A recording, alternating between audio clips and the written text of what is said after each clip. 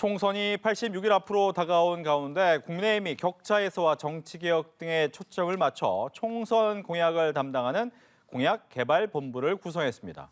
한편 더불어민주당은 공관위원회를 오늘부터 엿새간 지역구 후보 신청을 받습니다. 자세한 정치권 상황 장성호 전 건국대 행정대학원장, 최창렬 용인대 특임교수 두 분과 함께합니다. 안녕하십니까? 네, 안녕하세요. 어서 오십시오. 네, 오늘의 첫 번째 이슈 화면으로 먼저 보겠습니다.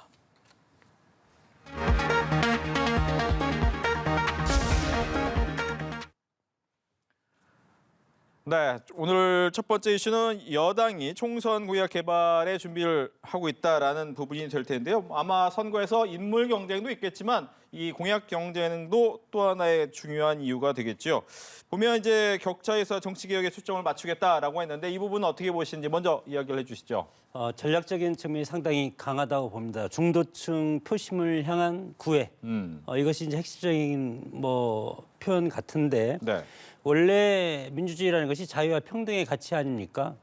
그래서 전통적으로 자유는 경제와 안보적인 측면, 성장과 일자리 이런 것을 보면은 전통적으로 보수 정당의 여러 가지 가치였고, 그리고 진보라든가 민주당이라든가 진보 세력은 평등적 가치, 복지 이런 부분이 상당히 강조가 되었었는데 이번에 한동훈 비대위원장이 격차 해소를 들고 나온 것은 격차 해소는 여러 가지가 있다고 한동훈 비대위원장이 얘기했습니다.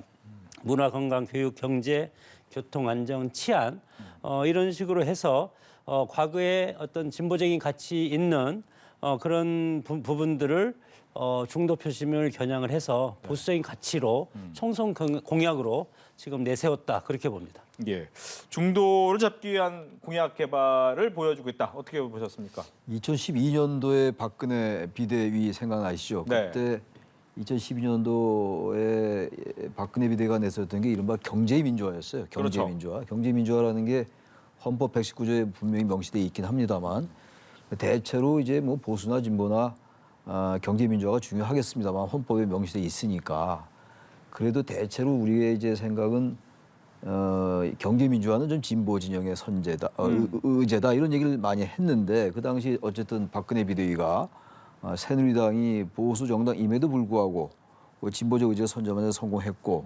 물론 그것 때문만은 아니겠습니다만 어쨌든 그해 총선도 이겼고 그해 말에 대선도 이겼어요 새누리당이 그 박근혜 이제 대통령이 됐던 건데 그 생각이 납니다. 격차 해소 얘기를 하니까. 대체로 우리나라의 여러 가지 문제점 중에서 구조적인 문제 중에서 가장 중요한 게 역시 사회적 약자의 문제, 약자와 기득권 간의 해소의 문제라든지 불평등 해소 이런 것들이잖아요. 그런데 대체로 보수 정당들이 그런 의제에 좀 약했던 건 분명합니다. 아무래도 그래서 국민의힘이나 더불어민주당이 다 보수 정당임에도 불구하고 약간의 차이가 있는 거죠. 상대적 차이가 있는 거란 말이죠. 근데 그런 점에서 한동훈 위원장이 격차에서 들고 나온 거는 방향은 잘 잡았다라고 생각 들고. 정치개혁이라는 건 워낙 우리 정치가 지금 국민들로부터 불신을 받고 있는 상황이니까 여야 할 거 없이 이건 중요한 의제가 될 거라고 생각합니다.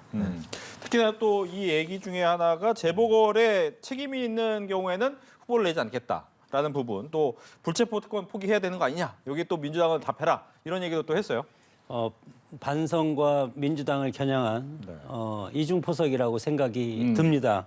지난 재보궐선거 때 공천을 하지 않았습니까? 그렇기 때문에 지난 강서 보궐선거에서 국민의힘이 참패를 했기 때문에 그렇죠.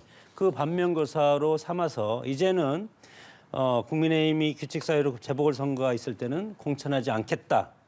그것도 일종의 정치 개혁이라고 할 수가 있고 지금 역대 선거에서 민주당이라든가 국민의힘이 이런 공약이 상당히 많았었는데 그럼에도 불구하고 공천이 된 경우가 상당히 있었습니다. 그래서 이번에는 이런 것들을 정치개혁 차원에서 추진을 하겠다 이렇게 얘기를 했고 그리고 민주당을 겨냥한 것인지는 모르지만 국회의원 불체포 특권을 포기 그리고 금고형 이상 확정 시 재판기간 중에 세비 반납 이런 것은 어떻게 보면은 민주당 이재명 대표 사법 리스크를 겨냥한 그런 측면일 수도 있고 그럼에도 불구하고 이런 것들은 우리가 지금 권위의 수평화 시대에 우리가 살고 있지 않습니까? 이런 상황에서 정치개혁 국회의원의 특권 내려놓기 이런 것들은 시대적 추세고 국민이 원하는 바이기 때문에 네. 결국은 국민이 원하는 것을 총선에 실현해야만이 표로 연결되지 않겠습니까? 그런 차원에서 공약 제시를 했다고 봅니다. 예. 불체포 특권은 이제 헌법에 이제 나와 있는 거긴 한데 네. 불체포 특권이 남용되는 경향이 분명히 있어요. 그리고 불체포 특권은 뭐 민주당에서도 포기하겠다고 얘기했던 것이고 민주당의 이재명 대표도 국회연설에서 얘기했었잖아요. 불체포 특권 포기하겠다고. 네. 그런데 나중에 약속을 지키지 않았죠. 결과적으로. 근데 어쨌든 이 불체포 특권 포기도 그렇고 지금 국회의원들의 특권을 좀 없애자. 엊그제 어느 보도 보니까 뭐 국회의원의 특권이 180가지가 된다고 그래요. 뭐가 다 그렇게 많은지 모르겠는데 어쨌든 당장 이제 헌법에 명시되어 있는 건 불체포 특권, 특권이라는 아주 명칭이 붙어 있는 거니까. 그리고 이제 면책 특권 이런 거란 말이에요. 이런 부분들에 대해서 얘기를 하고 있는 건데 특히 이제 강서구청장 참패의 원인이 여러 가지 있겠습니다만 김태우 후보를 사면 먹고 난 다음에 바로 이제 출마시켰잖아요. 그렇죠. 그리고 김태우 후보가 그 당시 사실 김태우 후보 때문에 강서구청장 선거가 생긴 건데 그러니까 이거는 어떻게 보면요. 국민의힘을 지지하지 않는 유권자들이 보기에는 참 뻔뻔하다는 얘기를 할 수 있을 것 같아요. 왜냐하면 얼마 전에 지난해 10월에 있었죠. 네. 강서구청장 선거가. 얼마 있다가 이렇게 이제 보궐선거에 이제 규칙 사유가 있는 후보 안 내겠다. 이건 당연한 얘기인데 이건 국민의힘도 어겼고 민주당도 어겼어요. 그렇죠. 양당이 할 말이 없어요. 어쨌든 간에 이런 것들은 지켜야 되는데 아주 뭐 기본적인 이 공약일 겁니다. 이런 것들. 이게 뭐 특별히 참신한 것도 아니고 또 어떤 국회의원 특권 폐지라든지 정치개혁, 정당개혁 이런 것들은 뭐 워낙 많이 나와 있어요. 뭐 아시다시피 수백 개 있지 않습니까 지금. 네. 그러니까 그런 것들 중에 하나인데 저는 이에 대해서 민주당이 여기 이제 질문에는 없는데 이거 그냥 받아들이겠다면 될 텐데 여기서 좀 다른 얘기를 했더라고요. 뭐 검찰의 특수활동비를 공개하라든지 오히려 뭐 한동훈 위원장이 윤 대통령으로부터 자유로울 수 있냐 이런 걸 물어보는 걸로 봐서 이럴 때 민주당이 이런 부분에 대해서는 다 인정하는 거니까 이런 부분들은 뭐 여야 다 뭐 국민들의 앞에 반성해야 되는 거거든요. 규칙 사유 어겼으면서도 불구하고 출마했었으니까. 네. 서울시장, 부산시장 출마해가지고 그때 떨어졌잖아요, 민주당이. 그런 점에서는 민주당이 조금 당당하게 임할 필요가 있다 그런 생각이 듭니다. 예. 네. 뭐 하실 말씀 있습니까? 아니 인정을 하면 네. 국민의힘에서 제시해서 민주당이 받아들이면 그 소유권이 국민의힘이 있다고 생각되는 것 같습니다. 정치권에서. 그래서 상대방이 제안한 것을 인정하지 않으려고 하는 그러면 여당과 야당이 서로 만나서 좀 합의도 하고 네. 그러면 국민들이 편하지 않겠습니까? 그런 모습이 저는 필요하다고 봅니다. 예. 한동훈 비대위원장이 이제 오늘 처음 당내 3선 의원들과의 오찬 회동을 했어요. 뭐 여러 얘기가 나왔겠지만 그중에 회동 이후에 했던 이 얘기 앞서서도 잠깐 민주당은 이와 관련해서 오히려 당정 관계에 대해서 좀 공격을 하는 경향이 있었다라고 했는데 거기에 대한 답인지 모르겠지만 건강한 당정 관계로 복원하는 모습을 볼 수 있다. 얘기를 했단 말이죠. 자신 있는 겁니까? 아니면 얘기만 되는 걸까요? 뭐 자신 있다고 봐야 되지 않겠습니까? 네. 자신이 있다고 해도 나중에 잘 안 되는 것이 정치판인데 일단은 자신 있게 일단은 앞으로 직진하는 그런 모습이 상당히 중요하고 자신감이 없으면 선거에서 이길 수가 없다고 봅니다. 그래서 무모한 도전은 아니지만 그럼에도 불구하고 어떤 측면에서는 선장이 자신감 있게 나를 따르라. 내가 앞서겠다. 그런 모습이 없으면 전쟁에서 이길 수가 없다. 그렇게 생각이 듭니다. 예. 저는 이 당정 관계가 제일 핵심이라고 생각해요. 지금 요즘 이제 그 한동훈 위원장이 각 시도를 쭉 이제 순방을 하고 있잖아요. 제가 가만히 보니까 아주 말도 잘해요. 역시 말도 잘하고 그 지역에 맞는 여러 가지 이제 자기 연고도 주장하고 있고 잘하는 거라고 보는데 네. 이 지금 김건희 여사 특검법에 대해서는 지금 이 한동훈 위원장이 위원장 취임하기 전부터 분명히 자기 입장을 얘기를 했어요. 총선용 악법이다 이렇게 얘기했단 말이에요. 근데 지금 제가 볼 때 한동훈 위원장에게 주어진 가장 커다란 그 중도층을 견인하기 위한 방법은 기존에 국민의힘을 지지하지 않았던 중도층들, 네. 다시 말하면 국민의힘을 처음에 지지했다가 그러다가 이제 윤 대통령 임기가 시작되면서 이 지지를 철회한 그 사람들이 지금 중도층에 많이 몰려 있는 거 아니겠어요? 물론 민주당을 지지했다가 이탈한 사람도 많이 있겠습니다만 이들이 왜 지금 이렇게 과거 역대 민주화 이후에 말이죠? 왜 이렇게 임기 초반에 같은 시기에 윤 대통령의 지지율이 낮은가, 정치에 빠져 있는 걸 그거를 분석할 필요가 있어요. 그런 데다 언급이 아직 없습니다.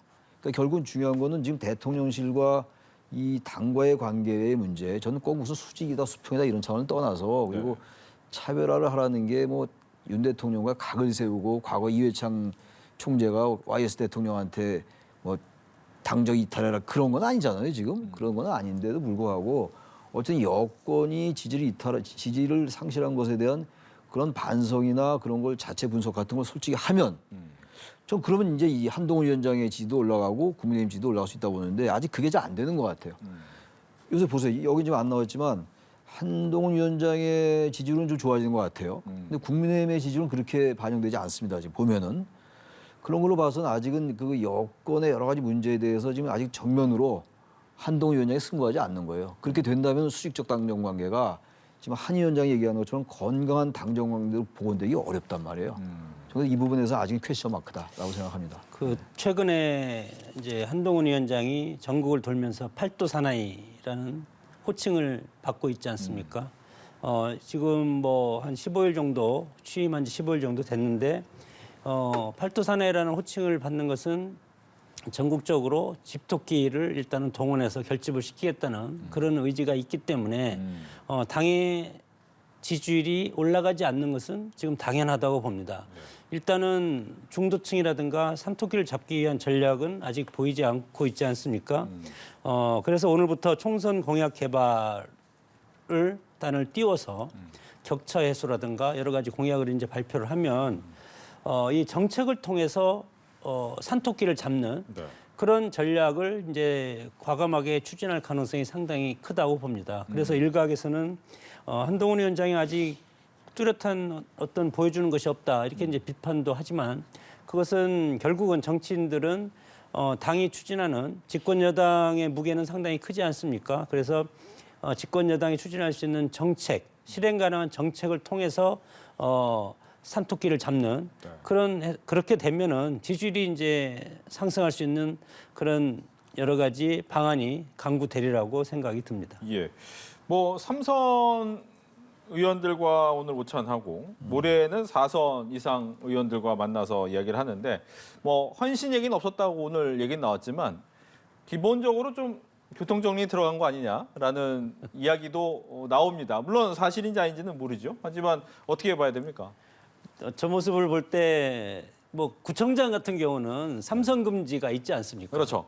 그러나 이제 국회는 국회의원들이 입법화를 하고 투표를 하기 때문에 본인들과 관련해서 상당히 관대하기 때문에 국회의원 삼선 금지를 문턱을 넘지 못하고 지금 국민적 염원으로 이렇게만 돼 있는데 저 모습을 보면 어떻게 보면은 그 앞에서 뭐 삼선들 이제 그만 가세요. 그렇게 할 수가 있겠습니까? 일단은 마지막에 헤어지더라도 만나는 순간까지는 서로 웃고 덕담하는 그런 것이 우리 인상사기 때문에 저 모습을 보면서 저는 혹시 저 최후의 만찬 장면이 아닌가 누군지는 모르지만 저 중에서도 몇 분이 계시지 않을까 이런 생각을 했고 결국은 이제 공천을 통해서 세대 교체라든가 그런 것들을 인적 쇄신을 할 수밖에 없고 그래야만이 국민의 힘이라는 보수 정당의 큰 배가 계속 갈 수 있다고 생각이 들고 그건 누구일지는 뭐 저도 모르겠습니다. 근데 이 공천 혁신이라는 게 민주당도 이제 할 거란 말이에요. 그래서 민주당은 지금 공천 혁신 말 나오기 이전에 좀 당내 이제 그 예비 후보 적격 여부를 두고 상당히 이제 좀 논란이 있어요 지금. 근데 국민의힘은 아직 이제 그 단계까지 안 갔고. 근데 지난번에 인요한 혁신위원장이 그 시동을 걸었던 거 아니에요. 영남 그리고 중진 저기 그 주류 뭐 어떤 이런 친윤 그룹 뭐 불출마 얘기를 꺼냈는데 그 다음에 이제 한동훈 비대위가 들어서고 난 다음에 그 이제 논의는 좀 실종된 느낌입니다 지금. 느낌이지만 그 논의를 안 할 수는 없을 거예요. 민주당이나 국민의힘. 어차피 사실은 세대 교체가 된들 이거 좀 다른 얘기입니다만 지금 21대 국회에 아시겠습니다만 초선이 155명인가 그래요. 근데 뭐 21대 국회가 최악의 국회라는 거 아니에요. 제가 이렇게 다니면서 쭉 보니까 젊은 청년 정치인들 하나도 여기도 후보에서 벗어난 게 없더라고요. 제가 볼 때 세대 교체는 그렇게 중요한 화두는 사실 아닌 것 같아요. 제 느낌은 그래요. 근데 어쨌든 뭐 세대 교체라는 게 대한민국 정치에서 중요한 화두이긴 한데 아무튼 간에 그럼에도 불구하고 지금 영남권에서는 상당한 물갈이가 있을 거예요. 이른바 물갈이. 물갈이라는 표현 전 좋아하지는 않는데 예. 물을 갈아야 되는데 자꾸 이렇게 어항에 저기 고기만 가르니까 안 되는 건데 문제는 이제 그 중진들을 어떻게 잘 그 전략 공천을 하는지 뭐 또 네. 하나 지금 우려되는 게 대통령실과 장차관들이 50명이 넘는다는 거 아니에요 지금 이 출마를 뜻을 밝힌 생각하는 사람. 사람들이. 또 어디로 갑니까? 다들 뭐 영남이나 강남 이런 데로 가고 싶어 할 텐데 그걸 잘 여와에 잘 정리하고 당내 갈등이 없게끔 하는 거 그게 공천관리위원회와 비대위원장의 큰 업무일 겁니다. 그걸 잘 해결해내면 상당히 유리해질 것이고 반대면 상당히 선거 어려워지고 그럴 겁니다. 알겠습니다. 이제 두 번째 이슈로 넘어가겠습니다. 두 번째 이슈 화면으로 함께 보시죠.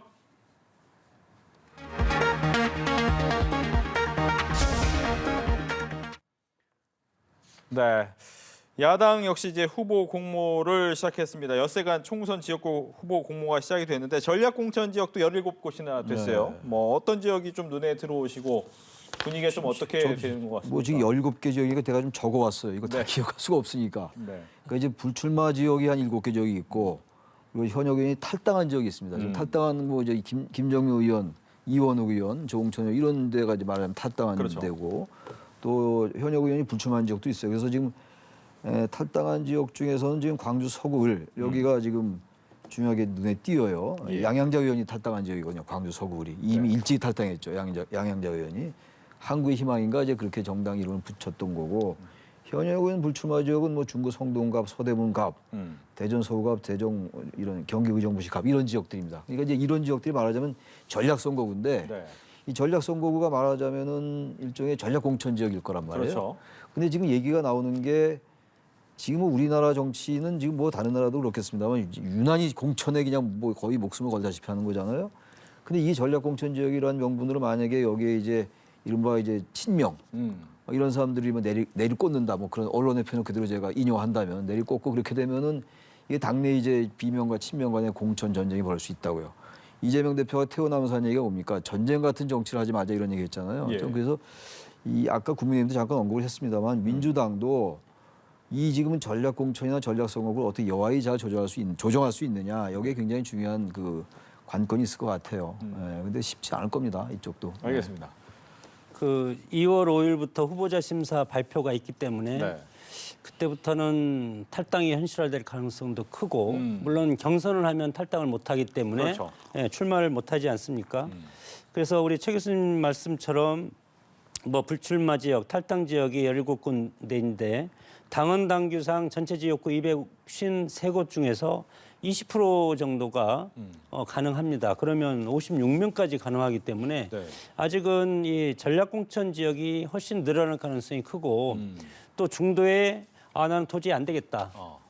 이 지역에서는 친명 세력, 친명 후보가 와서 지금 선거운동 하고 있는 데가 거의 많이 있습니다. 그렇기 때문에 도저히 여기서 안 되면 미리 탈당을 해서 출마를 다른 당으로 제3지대 당으로 간다던가 무소 출마할 가능성이 상당히 큰데 그 이재명 대표 측근인 양분남 법률위원장이 광주 서구을 지금 준비하고 있기 때문에 이것은 이제 이재명 대표 측근이라고 지금 관심을 갖고 있고 그리고 이성윤 전 검사장 있지 않습니까? 네.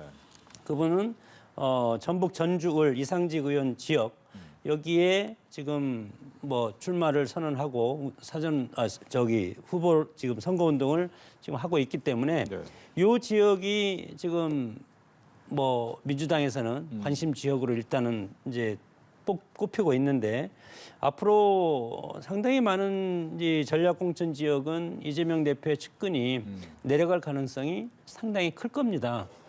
그렇기 때문에 이번 총선을 거치면 민주당은 일정 부분 이재명 명실상부한 이재명의 당이 될 가능성이 상당히 크기 때문에 이낙연 대표가 탈당을 했다고 봅니다. 예. 뭐 이 와중에 이제 현재 이재명 대표 같은 경우는 집에서 좀 치료에 전념하고 네. 있는 상황이기 때문에 마음은 급할 것 같아요. 지금 당 분위기를 봐서 이탈하는 사람도 좀 생길 것 같고 지금 공천 가지고 좀 얘기도 나오고 오긴 와야 되는데 뭐 권칠승 수석 대변인 말로는 이번 주라고 하는데 이번 주에 가능할까요, 복귀가?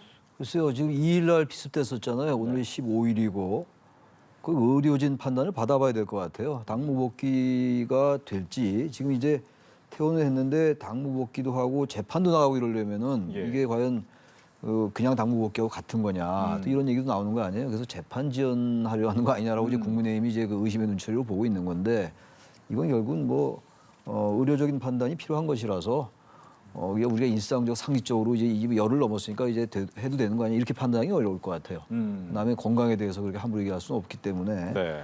단지 이제 이 당무 복귀를 빨리 하지 않으면 지금 자꾸 지금 어쨌든 이 국민의힘은 이 개혁 혁신 이런 데 시동을 거는 거 아니에요. 한동훈 위원장이 뭐 팔돌 다니 그뭐 17개 시군을 다니면서 시도를 다니면서 그런 거에 비해서는 지금 초반 이 스타트는 민주당이 좀 늦은 것 같아요.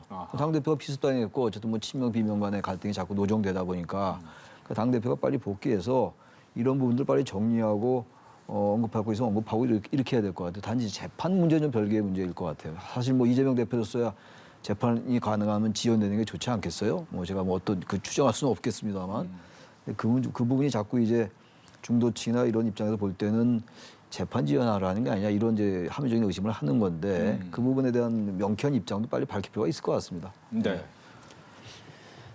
그걸 몸이 아픈데 네. 어떻게 그것을 뭐 빨리 당무 복귀하라 그렇게 할 수는 없지 않겠습니까? 또 거기에다가 재판과 관련해서 재판을 연기할 수 있다는 그런 뭐 추측도 할 수는 있다고 봅니다. 그럼에도 불구하고 이건 건강과 관련된 거기 때문에 네. 어떻게 누가 이거에 대해서 해석을 하기도 상당히 조심스러운 그리고 비판하기도 상당히 조심스럽고 특히 국민의힘 입장에서도 마찬가지로 남의 당이지만 그냥 쾌유를 빈다 그 수준에서 사실은 해야 되고 건강 문제는 본인이 판단해서 의료진과 상의해서 해야 되는데 네. 사실 지금 민주당이 여러 가지 통합에 그리고 이탈 세력을 막는데 요구를 해야 된다. 그런 당위성은 누구나 인정하고 있지만 정작 이재명 대표는 이거에 대해서 어떤 액션을 취하지 않고 있지 않습니까? 그렇기 때문에 그것이 이런 액션에 대한 불안감 때문에 네. 국민한테 어떤 걸 보여줘야 되지 않겠습니까? 그렇기 때문에 아직 당대표에 복귀하지 않고 있다. 이런 해석도 있는 거기 때문에 예. 가급적 지금 총선 국면이고 당으로서도 정치를 정상화시켜야 될 그런 필요성이 있는 당 대표이기 때문에 가급적 빨리 당무에 복귀하는 것이 저는 좋겠다 그렇게 생각이 듭니다. 예. 지금 뭐 말씀하신 것처럼 신경민, 최운열 전 의원 같은 경우에 민주당을 탈당했어요. 네. 뭐 이낙연 전 대표의 신당 쪽으로 가겠다라는 마음을 보였는데, 즉 이탈표가 있었는데도 잠깐 얘기를 해주셨지만 거기에 대해서 예를 들면 어느 정도 직접 목소리를 내지 않더라도 측근을 통한 목소리를 낼 수도 있을 것 같긴 한데 내지 않는 이유는 뭐냐? 이재명 대표가 네. 말이죠. 아직은 좀 상황을 좀 보고 있는 것 같아요. 지금 신경민 전 의원 같은 경우는 뭐 원래 이낙연 전 대표가 꽤 이제 정치적인 행보를 많이 같이 그렇죠. 했던 정치인이고 네. 최근에 저도 많이 봤었어요. 방송에서 많이 보고 그랬었는데 그러니까 이분들이 느끼는 민주당에 대한 그 어떤 잘못된 것에 대한 건 대단한 거, 상당한 것 같아요. 단순하게 뭐 세력이 같으니까 움직인다기보다도 정말 민주당이 잘못 가고 있다라는 생각을 많이 갖고 있더라고요. 제가 보니까 대화를 나눠보고 그러니까. 그러다 보니까 지금 이 오늘날의 사태가 온 거예요. 지금 이낙연 전 대표는 사실 이재명 대표보다 훨씬 더 민주당의 터줏대감이죠. 워낙 정통 민주당이고 그리고 국무총리도 지냈고 전남지사도 했는데 지금 민주당을 나왔단 말이에요. 이 상황이 사실은 우리나라 한국의 정당사에도 굉장히 큰 사건입니다. 네. 나중에 이 제3진당 신당이 어떠한 22대 총선에서 결과를 나올지는 모르겠어요. 저도 아직은 예단하기 어려운데 이 상황에 대해서 이재명 대표는 대단히 조심스럽죠. 잘못 얘기를 했다가는 그들이 비난하는 게 되는 것이고 그러면 전통적인 민주당 지지층들이 아직 많이 있단 말이에요. 호남 지지 세력도 있는 것이고 그렇다고도 마냥 또 이들에 대해서 원론적 얘기할 수도 없고 하다 보니까 좀 이제 아직은 완전히 당무 복귀도 안 된 상태고 해서 네. 말을 아끼는 것 같긴 한데 이건 언젠가는 이재명 대표로서도 돌파를 해야 될 문제일 겁니다. 어차피 신당도 마찬가지고 왜냐하면 지금 신당의 이 주축 멤버가 국민의힘과 민주당의 전직 대표들이에요. 이런 경우가 없었잖아요. 그렇죠. 이준석 전 대표도 국민의힘 대표였고 이낙연 전 대표도 민주당 대표였단 말이에요. 근데 그 두 전 대표가 이렇게 나왔다는 거는 역설적으로 한국의 정당 이 구도, 정당 구조 자체가 대단히 잘못 가고 있다는 방증일 수 있어요. 하나의 현상으로 볼 때 말이죠.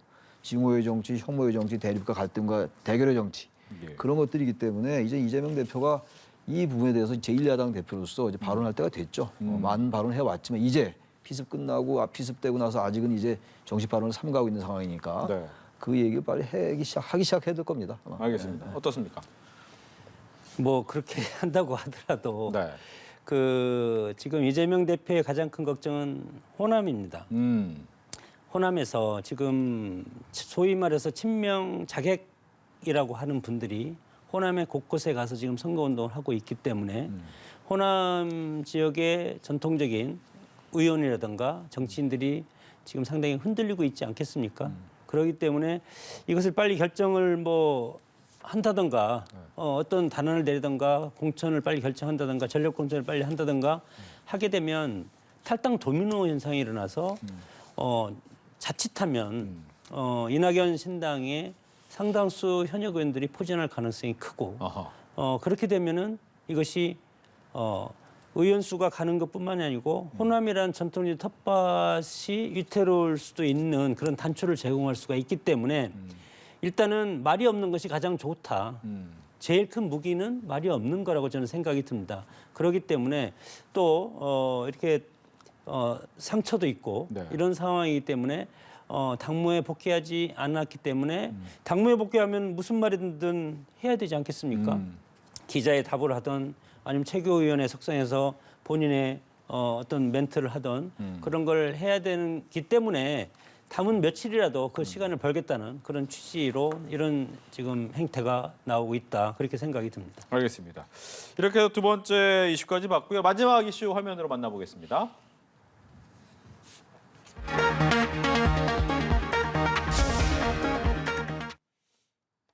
네, 총선 변수 비례대표라고 뽑았습니다. 변수가 여러 가지는 있겠지만 일단 비례대표를 뽑은 것이 지난번 총선이었죠. 위성정당이 많은 역할을 했기 때문에 그 역할이 이번에도 또 되는 거 아니냐라는 생각을 갖고 있는 분들이 있는 이유는 비례대표에 대한 결정을 아직 여야가 합의하지 못했기 때문입니다. 일단 여당은 병리평으로 가겠다는 거죠. 여당은 애초에 병리평으로 가겠다 얘기를 했고 네. 지난번처럼 연동형 비례제가 실패했다고 판단이 되고 그리고 어떤 당이 얻은 득표수와 정확하게 비례의석을 가질 수 있기 때문에 네. 그리고 어떤 변화라든가 소수당이라든가 이런 것보다도 1대1 구도로 갈 수 있기 때문에 국민의 입장에서는 가장 손쉽고 가장 정확한 네. 그런 표심을 흡수할 수 있는 것이 병리평이라고 생각이 들어서 주장을 하고 있는데 예. 민주당이 상당히 복잡하지 않습니까? 정의당이라든가 지난번 김진표 국회의장이 지난 4년 내내 선거법 바꾸자. 네. 4년 내내 해도 결국은 아무것도 바꾼 것이 없습니다. 그래서 결국은 연동형 비례대표제를 해야 된다는 그런 강조가 민주당에서 나오는 것뿐이고 다른 것들은 아무것도 없지 않습니까? 예. 그리고 지금 조국 신당이라든가 여러 가지 또 앞으로 나와 있고 민주당에서는 정의당도 배려해야 되고 민주당과 비슷한 계열의 정당을 배려할 수 있는 것은 같이 끌고 갈 수 있어서 이 표를 대선에서 같이 합해야 되지 않겠습니까? 그렇기 때문에 민주당이 지금 주장하는 것은 반반 비례제 네. 이런 것까지 나오고 있습니다. 그래서 참 이게 언제 될 것인가? 저는 한 3월 초 정도 돼야만이 비례제가 합의가 될 가능성이 있다. 그래서 가급적 아직 한 달, 두 달 이 정도 지금 남아 있기 때문에 아직은 멀었다고 봅니다. 사파 싸움이. 예. 지금 말씀해 주신 것처럼 이제 국민의힘은 과거로 돌아가자라고 하는데 민주당은 초반에 좀 분위기야 그럴 수도 있겠다라고 하다가 지면 무슨 소용이냐라고 하면서 새로운 또 안을 갖고 왔단 말이에요. 근데 민주당도 지금 병리평을 은근히 바라고 있을 거예요. 왜냐하면 병리평이라는 건 사실 제3신당들, 네. 그다음 군소정당들이 존재하기 어려운 비례대표제거든요. 지난 4년 전에 했던 게 이른바 준연동형 비례대표제였잖아요. 그렇죠. 그 연동형 비례대표제라는 건 독일식입니다, 정통으로. 그러니까 연동형 비례대표가 잘만 되면요. 정당 득표율로 고루고루 해서 많은 정당에 나올 수 있어요. 그래서 이른바 합의제 민주주의가 될 수 있는 게 연동형 비례대표제예요. 근데 그것도 이제 그걸 준연동형으로 이제 세미 연동형으로 바꿔서 예. 형해화 시켜놓더니 또 위성정당을 등장시켜서 여야가 같이 공모한 격이죠. 네. 그 민주당이 준연동형 비례대표제하고 한다 그러니까 그때 새누리당이었나요? 그때는 하도 정당 이름이 바뀌어서 미래통합당이었는지 일단 만약 그럼 우리도 위성정당 만든다 그랬다고요. 그렇죠. 다 만든 거예요. 음. 만들어서 열린시민당 생기고 그래가지고 이름도 아주 애매하게 했잖아요. 더불어시민당, 미래한국당. 네. 누가 봐도 이건 이쪽 당이고 그때는 자유한국당이었습니다. 자유한국당. 근데 그걸 또 하겠다니까 이 병립편으로 가자 차라리 이렇게 얘기하는 건데 왜냐면 병립편으로 가면 이제 양대 거대 정당이 이익이니까. 근데 지금 민주당은 명분이 그럼 군소정당 하지 말자는 얘기냐. 그런 것 그때 이탄 의원이 그래서 부추마선 했던 거 아닙니까? 그렇죠. 그래서 이제 명분이 약하기 때문에 연동형 비례대표를 생각하는 건데 네. 우리 장 교수님 말씀처럼 3월이나 돼야 될 것 같은데 우리나라 지금 이 정당 정치가 얼마나 잘못되고 있냐면요.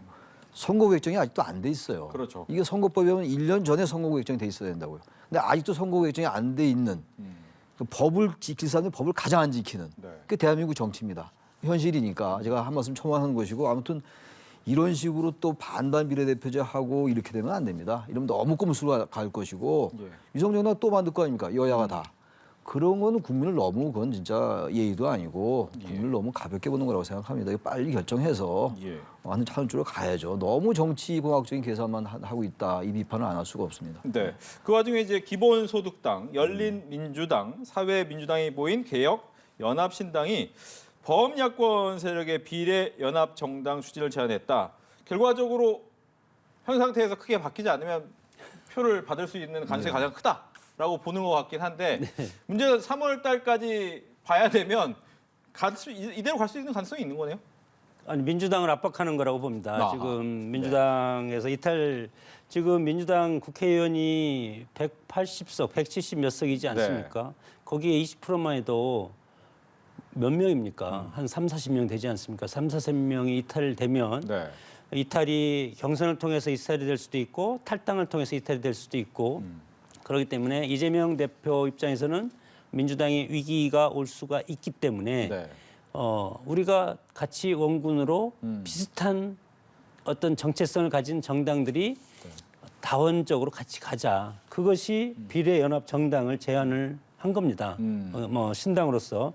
그렇기 때문에 이것을 안 받기도 뭐하고 네. 본래적으로 지금 뭐 문재인 전 대통령이라든가 원로들이 이건 반드시 지켜야 된다 이렇게 지금 주장을 하고 있지 않습니까? 그래서 원로들의 그런 말을 또 거부할 수도 없고 그러나 이재명 대표의 어떤 속마음은 그냥 비례로 가면 네. 지금 탈당한 분들 비례 안 줄 수도 있고 가장 깔끔한 방법인데 그렇게 가면 너만 먹고 살 거냐 이렇게 하면 아우성이지 않겠습니까? 그렇기 때문에 사람의 도리 인정상 이걸 또 받아야 되는데 받으면 이게 또 끝까지 끌려갈 가능성이 상당히 있습니다. 그래서 한 번 욕먹고 또는 이재명 대표가 지난번에 한 얘기 있지 않습니까? 네.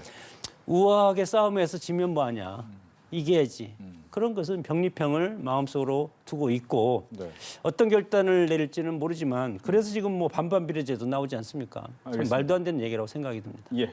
짧게. 근데 이런 식으로 하면요, 이게 비례연합정당 사회민주당 들어보셨습니까? 저는 못 들어봤어요. 이거 저기 독일의 무슨 3인당도 아니고 기본소득당 뭐 가끔 뭐 용해인 의원 때문에 들어봤고. 근데 이런 식으로 정당들이 이제 선거 때 빼치달라고 네. 이른바 개혁, 진보, 민주, 존영이 다 붙여가지고 이들이 뭐가 개혁 진보입니까? 아니 빼치달라고 이제 원내 들어와서 이제 그 국회의원 되겠다는 게 더 있냐고 이런 식으로 해가지고 비례연합정당 만들어서 민주당 압박하고 이렇게 하면 안 되죠. 정치라는 게 최소한의 명분이 있어야 될 거 아닙니까? 실리도 중요하지만 네. 이런 걸 무지하게 비판해야 돼요. 이게 알겠습니다. 진짜로 비례의 그 취지를 살리는 겁니까? 이거 아니잖아요. 배지 이번에 잘 주워가지고 하겠다는 거 아니지. 극단적 제 생각입니다만 정치 이렇게 하면 안 된다. 제가 그 말씀 마지막으로 드리겠습니다. 알겠습니다. 이렇게 해서 정치권 이슈 두 분과 함께했습니다. 오늘 얘기 잘 들었습니다. 예, 고맙습니다. 고맙습니다. 예.